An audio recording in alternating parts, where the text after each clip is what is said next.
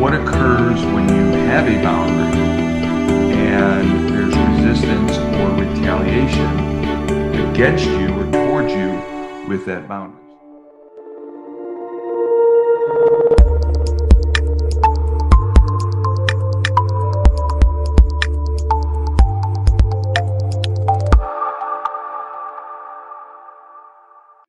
When we're talking about control, remember, I want to be real clear here. Jezebel is an insidious spirit, and narcissism is a toxic behavior that, in part, looks to control, manipulate, dominate, and intimidate. I'll say it again. You must understand that when we're talking about control, manipulation, intimidation, and domination, that there are spirits at work in people, okay, who are bound to control, manipulation, domination, and intimidation. So you may know someone who is constantly controlling, consistently, intimidating or manipulating or dominating others. That bondage is a spiritual bondage, and it is the spirit, or it is the spirit of Jezebel, and that is insidious. When we talk about Jezebel, it is a serious, not that there's not a serious demon, but its workings, and I refer to it as a network of demonic principalities, powers, and so on, that really wants to push you down or drive you down this rabbit hole of destruction. Narcissism, which we talk about a lot, is a toxic behavior that someone who is bound by Jezebel will have. And that includes control, manipulation, intimidation, and domination.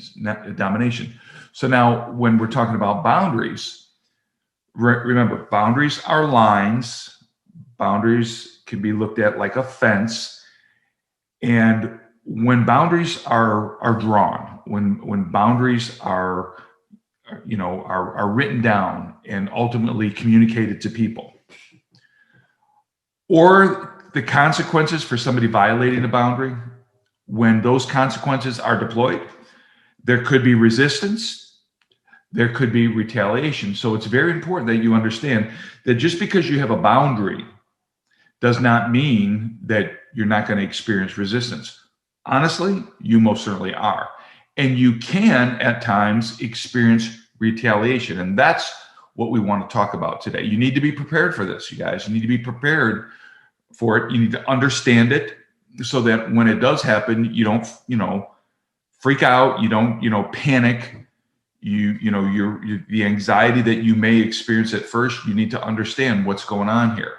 Okay. So let's go through the process, maybe provide some examples of how this works. Now, when we talk about resistance, okay, to our boundaries or retaliation, I want to separate it out by what we call outside resistance or exterior resistance, and then of course, internal resistance, because you're going to experience both those things. So let's say you put together a boundary. And your boundary is, I have a boundary that when talking to someone, that I will not subject myself to being cussed out or, a bunch of profanity used in the conversation where somebody's talking to you and they're starting to elevate their voice perhaps, and they begin to use some curse words or so on. Okay. So that happens, and you say, hey, I have a boundary. My boundary is that when, I don't tolerate, or I don't permit myself to be in environments where there's a lot of cussing or foul words. And then the person continues. They continue, and they're just really agitated and all this other stuff. The title is, I'm sorry, Lewis, I just saw it. Title today is Resistance and Retaliation in Boundaries. So you give that boundary, and then the person continues, and then you say, okay, well, I'm leaving, because the consequence to the boundary is when that happens, I'm going to leave. I'm not going to stay. I'm not going to subject myself. I'm not going to stay in that situation. Okay. I've listened to you long enough. Now you're, perhaps elevating your voice. Perhaps you are cussing. And now the boundary that line has been crossed. Here comes the consequence. And the consequence is I choose, notice these words here, choice, big word. I choose to leave. Okay. Now, what can that look like? Well, from an outward resistance perspective, the person can become, and this is very common, angry, or their anger just begins to trigger. They trigger anger. So remember, controllers, Jezebelic people, narcissistic types, they think for a lot of different reasons, which you don't need to figure out, but a lot of different reasons, they think the world revolves around them. It's all about them. Okay? Matter of fact, a controller, a manipulator, an intimidator, and a dominator, a person who is bound to Jezebel or is narcissistic in their behavior, they think the world revolves around them, and they see other people as an extension of themselves. So a controlling parent will see their perhaps now grown adult children as nothing more than an extension of their own life. And they will use them, they will manipulate, they will control, they will dominate, they will do a lot of different things.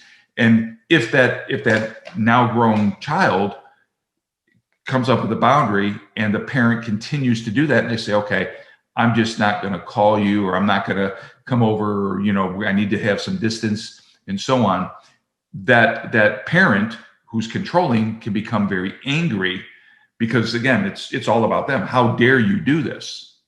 Okay. And it can be a now grown child who looks to control their perhaps elderly parents. Okay. They look to control them, or a husband or wife or a friend or whatever. Doesn't matter. The relationship, it can go a lot of different ways, but a controller feels as if they're entitled to you. There is a sense and a spirit of entitlement that exists within those who are bound and behave in a controlling manner, that somehow that they're entitled to you. Write that down. A controller, okay, feels, believes, and acts as if they're entitled to you. In other words, everything about you, your life, your world, your space, your possessions, your resources, your time, your treasure, everything about you, they're entitled to.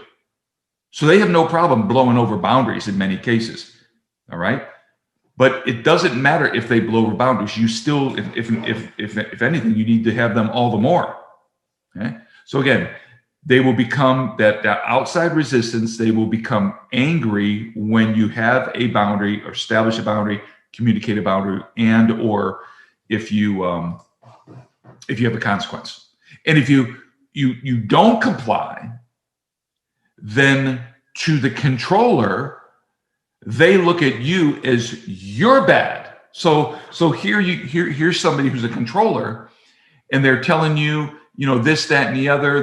They're manipulating you or trying to get you to do something that they want, because again, to them, you are an extension of their life.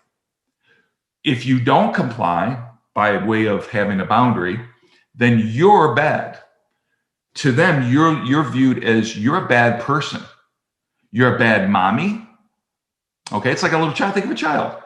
A child who wants this, wants that, and mom or dad says no.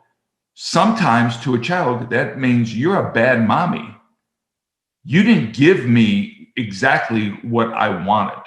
So therefore, you're a bad mommy, or you're a bad daddy. Well, we take all this stuff into our adult life, and now it's you're a bad mommy, you're a bad daddy, you're a bad mother, you're a bad father, you're a bad wife, you're a bad husband, you're a bad pastor. Oh, you're a bad pastor because you didn't do what I wanted you to do. You're a bad leader. I hear this quite a bit, by the way. Bad leader. Why? Because you didn't listen to me. You didn't hear me. You didn't give me your time. You didn't call me back. You weren't there for me, and all these other type of things. Again, remember, a controller feels that they're entitled to you. They're entitled to you. And everything is about them. You could have a friend, same way. Friends, sometimes we have friends where they sit and they say, oh, well, you need to be here for me. Why didn't you come and visit me in the hospital? Let me tell you something. You owe no man, this is the word of God. You owe no man nothing except to love them. And love does not mean you comply with all of their wishes. Love does not mean that you do everything they want you to do. Now, I know this may be difficult for some of you because, again, we've been so brainwashed into thinking that, well, if I'm a Christian and if I love, then shouldn't I just give the shirt off my back to everybody? And that's why a controller will take scripture. They will literally take that scripture that says, well, if one asks you to go 1 mile, go with them 2. Or if somebody asks you for your coat, give them your cloak also. Okay, you don't even understand what the word of God is saying in regards to that. That's not saying that you give the shirt off your back to everyone who asks you for your coat. Oh, let me get your coat. Well, that ain't good enough. I want this too. No. Your boundaries, no. It doesn't work like that. Remember, I said last week that a city without boundaries is easily overtaken, without self-constraint. Okay? So we're going to dig into this thing today because I really want you to understand it. Sweetheart, go right ahead. Okay, I want to know if this is a good place to share my testimony. I think go ahead, because that's going to play into everything else that I'm going to talk about. So go right ahead. Yes. All right. Well, I had a conversation with someone this week, and I shared with them that my boundary is not to hear anything negative about people. I just don't want to hear it. I mean, if you're saying it because we need to pray, that's a different thing. But if you've said it to me and I'm aware of it, I'm praying about it, I'm taking the stance of what the word says, I don't want to hear anything more negatively about it. And what happened to me is when I shared it with this particular person, that they, of course, like, when people don't want to accept your boundaries, there should be a consequence. So when I shared it with them, they were like, "Oh no, you're just being in pride because I says, well, you know what? Tell you what, if you're gonna continue to talk negatively to me about this particular person, I'm getting ready to hang up." And I hung up the phone. Now, of course, as soon as I saw that I had gave a consequence, I expressed my boundary. It was not, it was completely overlooked. As a matter of fact, I was attacked. I was like, okay, I'm gone. You're not gonna have my presence on this phone. Okay. But what happened is that this particular person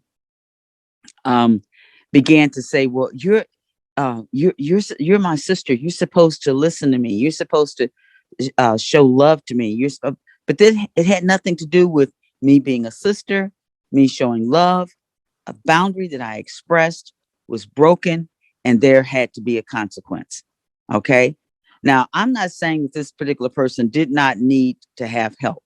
They needed help, but you can't allow someone that because they need help to break boundaries with no consequences, because then all it does is set you up for them to continue to do that. And not only them, but it sets a precedence to others that, I mean, first of all, the enemy sees it, and will use that to have that same type of behavior to continue to operate in your life. I'd asked my wife to share that because this literally occurred recently, and I was within earshot of the conversation. And I can say this is that, and as soon as it was taking place, I was like, okay, this is boundaries. Here we go. And my wife explained to this person, look, I have a boundary, and the boundary is, I don't tolerate others coming to me with negativity about someone else. Now, if you want to talk about your issues and things like that, but remember, a narcissistic, I'm not saying they're narcissists, but a narcissistic or Jezebel bound person is going to operate with those four primary things: control, manipulation, intimidation, and domination. Control, a big, big thing. And that's what this person was doing. They were looking to control my wife's time, the conversation. Then when the boundary was deployed and the consequences were deployed, that look, and she gave her an opportunity. She gave this person an opportunity and said, look, if you continue, I'm going to. And the person continued. Why? Because that person is resisting the boundary and became very combative against my wife in the conversation, and used all those guilt-ridden, it's called guilt projection. We'll talk about that in a second, because that's why we're talking about this today. Because for you to say, oh, great, praise the Lord, hallelujah, I have boundaries. I've listened to Apostle Robert's teaching, and I've done some studying on boundaries, and I have all these boundaries, and I communicated my boundaries, and to think that, oh, there's not going to be resistance. Are you serious?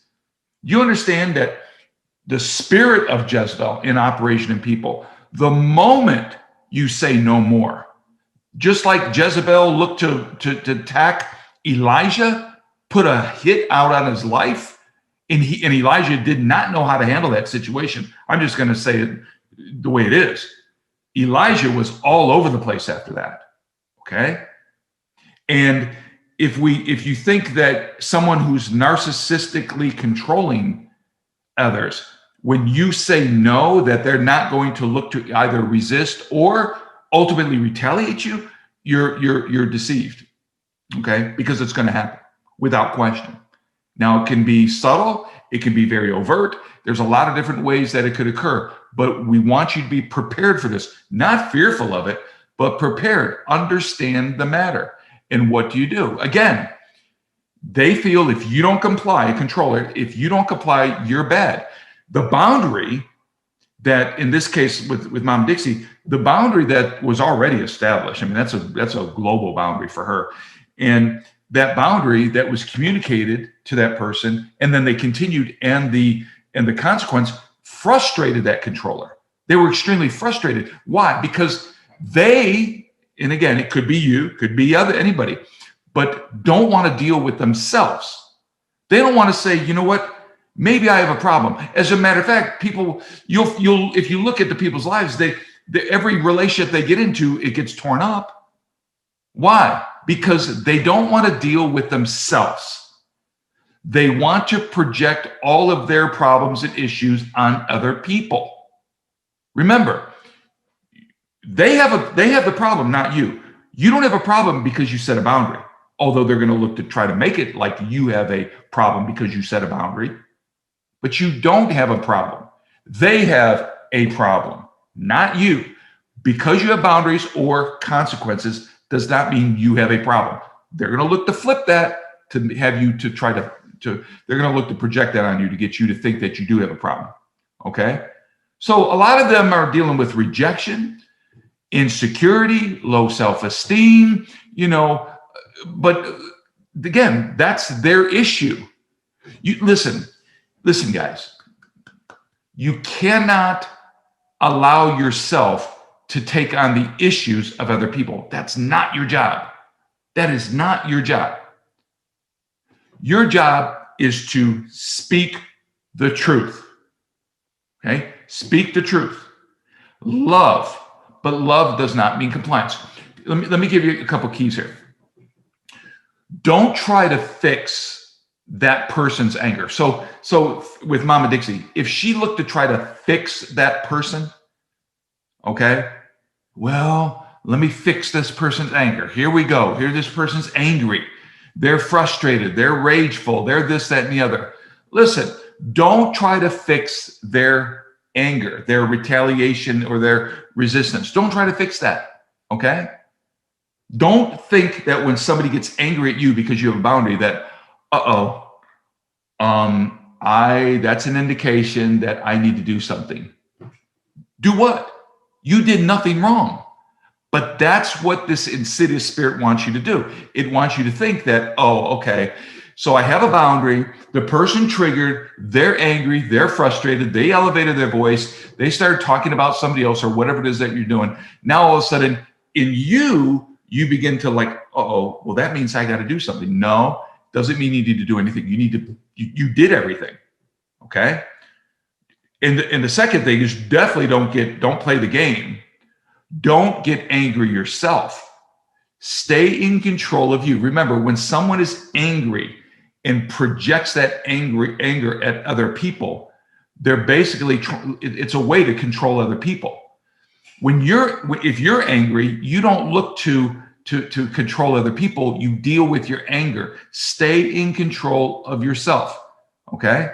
Now, when you, and I've had this happen, when you issue boundaries and deploy consequences, you may feel with that person, especially if they're physically there with you, you may feel or experience anxiety, fear, but you're going to get through it. Just because you have these feelings of anxiety or fear doesn't mean you're not going to get through it. You need to be emotionally connected and understand what you're experiencing. Yes, I'm experiencing fear right now. Yes, I'm experiencing anxiety, but I'm in control of me. This person or them people or whoever is not controlling me.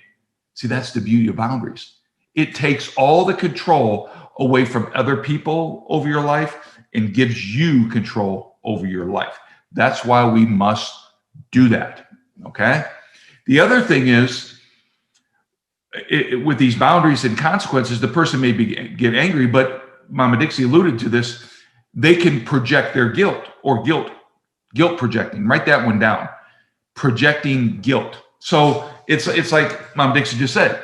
They could say, "Well, wait a minute. You're telling me you're going to hang up. Well, you call yourself a Christian? Big one right there. Oh, the enemy loves to use that one.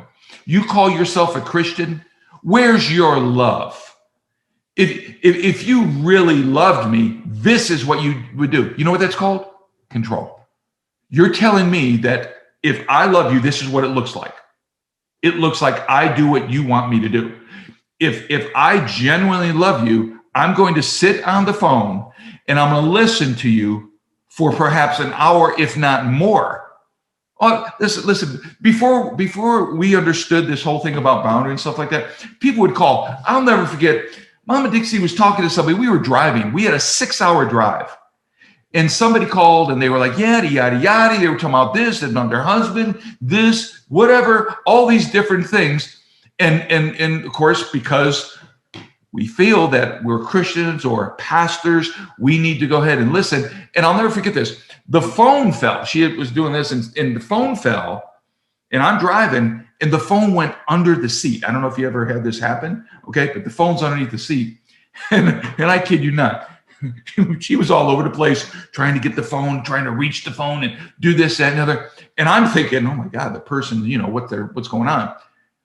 I kid you not. I'm going to say anywhere between 10 to 15 minutes went by, or at least it seemed that way. And she finally got the phone and the person was still talking.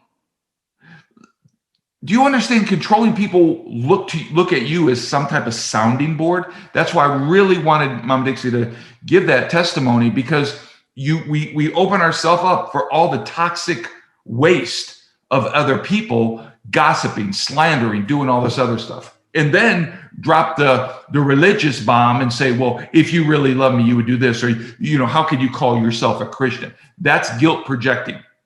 And the goal of guilt projection is to make you feel guilty about your decisions. What decisions? What are you talking about, decisions? Your boundaries. Those are your decisions.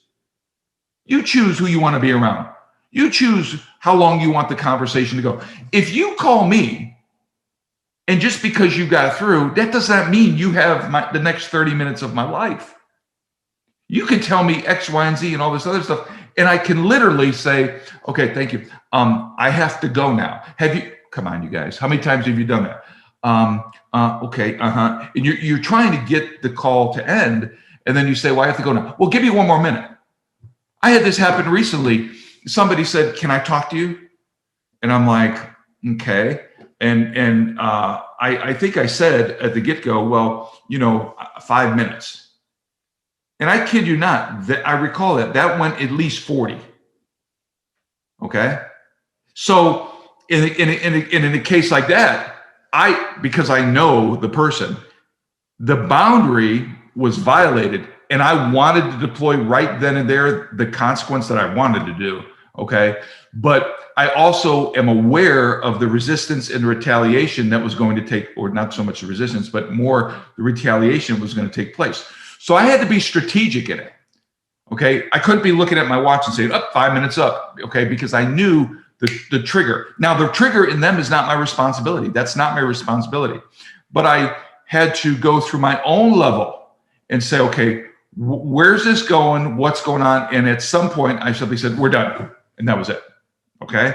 So I want you to understand when we talk about boundaries, that's why I like the word fence, because it can move here and there depending on the unique situation at hand. However, you cannot eliminate the boundary, if you understand what I'm saying.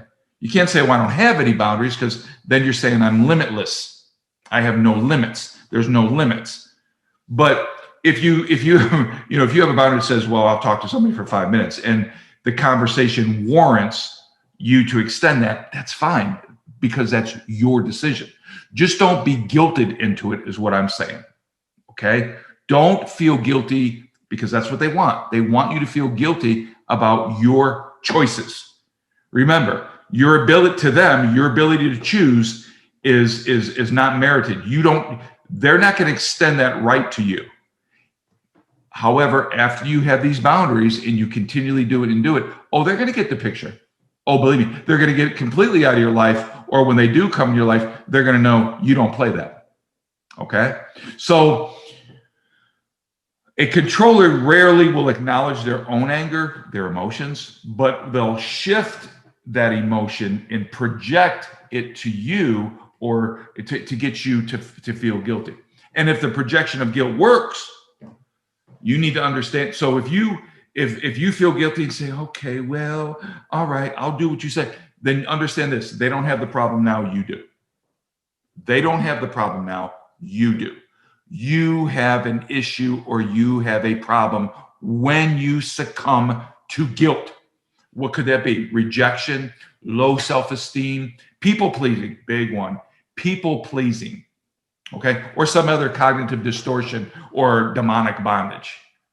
Your internal view that your mind needs to be renewed in this area, that you think or feel, because they've played with your emotions, that you owe them something, right? That's what we do.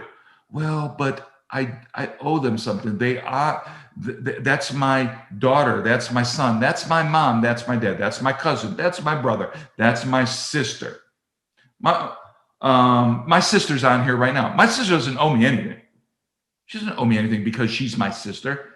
Now, out of her own free will, if she wants to give and receive and so on, that's great. Then we have a healthy relationship. But she doesn't owe me anything just because she's my sister. That whole thing, blood is thicker than water. I mean, I'm all for family. Family's good. But how many of y'all know? Come on. How many of you have toxic people within your family that they're always, something's going on, they have issues, and they project all those issues on other people within your family, if not you? And then somehow it's your job to bail them out. No, it's not. Stop bailing them out. Have your boundaries. Stop it.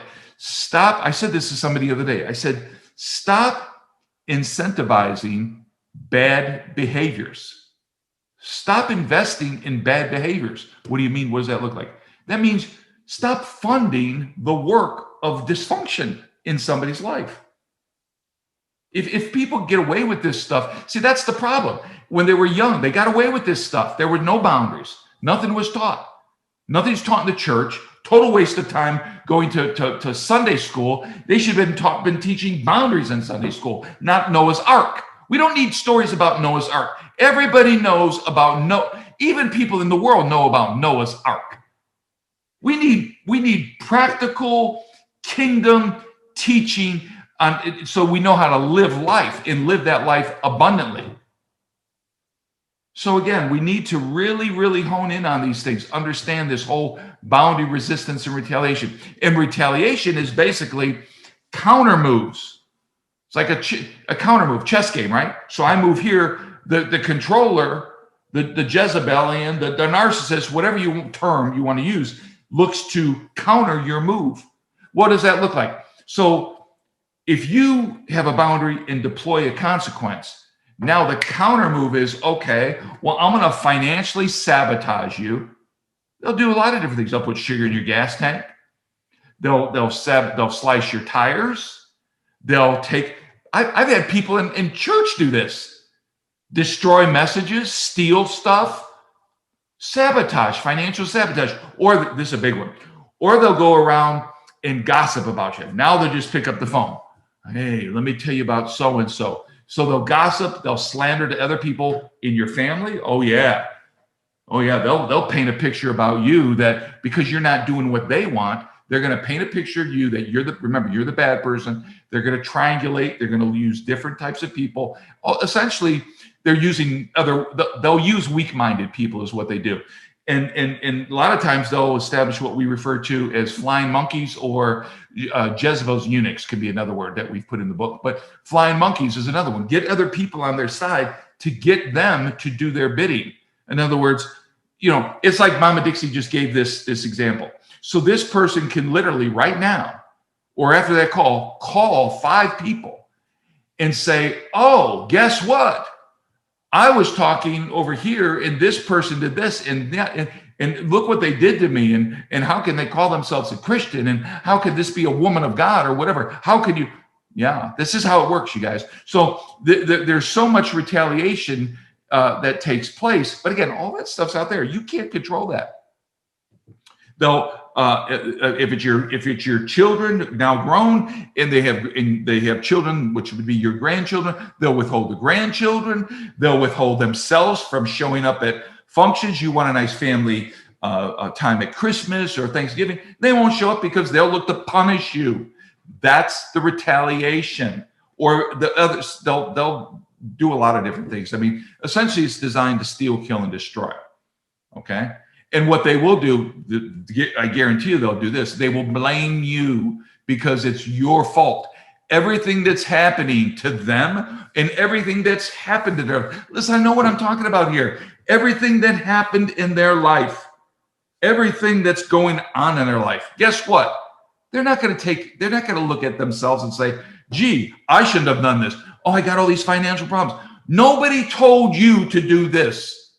You made these decisions. Well, no, it's because of you. Let me put all the fault, all the blame. It's all your fault, Mom. It's all your fault, Dad. It's all your fault, husband. It's all your fault, wife. It's all your fault, child, or bishop or pastor or the congregation. It's all your fault that all this stuff is happening to me. And that's why. Do you want to know why I act this way? Because it's all your fault. I'm angry because that's blame. So that's another way to retaliate is cast blame shifting. Okay. And then of course, in the worst case, you could have a boundary and consequences and the retaliation is physical. Okay. Yeah. You believe me, I can give you some stories in this one. Grabbing you, getting all up in your face, spitting at you. You think that we haven't experienced some of this stuff? When you start setting boundaries, watch what happens. Because you've been a complier, you've been an Ahab all your life. You just kind of, well, I'll just do what they say because I don't want to rock the boat. I want to have my friends. I just want to fit in. You're not going to fit in. All right. It may just be you what was that? Me, myself, and I for a while until you begin to deal with some of this toxicity that exists, this dysfunction. Now, I know you may not like this. I know you think, well, we just need to love people. You do. We should. But that doesn't mean we do everything for people. And listen, and we'll field some questions here in a moment. When you have this resistance, it doesn't always mean that the person who's looking to control you is resisting. You may be resisting. Yeah, big one. You may be resisting your own boundaries. You know how many times I talk to people, I'm like, create boundaries. Well, I just feel so bad about it. Okay? I just don't feel I can. So that's called internal resistance. Early childhood trauma, abuse, wounds that have never been addressed. In other words, you haven't gone through deliverance, you haven't gotten any therapy, coaching, you haven't dealt with some things, so you're still hurt, you're still wounded. That could create internal resistance to boundary setting. Because, like I said, you're suffering from rejection, low self-esteem, whatever it may be. Or you may, this is pretty common as well. You have a boundary, you have a consequence, but you have difficulty deploying it. Why? Because you have what's referred to as separation anxiety. You're afraid of letting go, okay, of things. One of the main things we have internally is letting go of the past. So we have a difficulty internally with what they did or what people did, and we will not forgive. An unforgiving person is going to have a real hard time with boundaries and consequences. Okay? Because they have this internal conflict. The fear can be a big one. I know that because I've dealt with fear in my life. Fear of the unknown. Okay, so now I create this boundary. I mean, I have a boyfriend, I have a girlfriend, or whatever it may be, or a spouse. I have. Now I'm going to put together boundaries. I talked to Mom Dixie. I talked to Pastor Robert. Here we are. We're creating these boundaries, but now I have a fear. Why? What's my fear of? Internally, I have fear because I fear the unknown. What's it going to look like? Where am I going to go? What do I do? I've been with this person for 20 years. They've been controlling me for 20 years. I don't know anything but that. That's called trauma bonding. Okay? Fear of the unknown. What now? What will life be like without that person, without my grandkids, without whoever that person may be? What would my life be like without me going to that church? We experience this quite a bit in our coaching. People are so connected in or plugged into their church, but their church has a lot of issues. They won't put together boundaries and consequences because they are afraid of leaving. Where would I go? What do I do? This is my life. You know how many times I've heard people say, this is my life? Doesn't mean your life is right. Take charge of your life. Create boundaries. Put together consequences and then execute this stuff. Don't have this fear of somehow everybody's going to abandon you. That your fear cannot drive the lack of boundaries. Poor self-view, codependency, guilt, self-condemnation. Remember, guilt distorts reality. Guilt distorts reality. So to have healthy boundaries, deliverance is inevitable. You must go through deliverance with the subsequent renewing of the mind. Okay? If you don't go through deliverance, you don't renew your mind. You don't let go of the pain, the hurt, the wounds, forgive people, let it go. You're just not gonna have boundaries. And if you think they're boundaries, they're gonna be all over the place. Okay? So again, today, what are we talking about? Boundaries, resistance to them, and retaliation towards them. And that could be whether it's the boundary or the consequence to somebody violating the boundary. Okay? Don't think that there's not going to be resistance. The enemy in them is going to resist.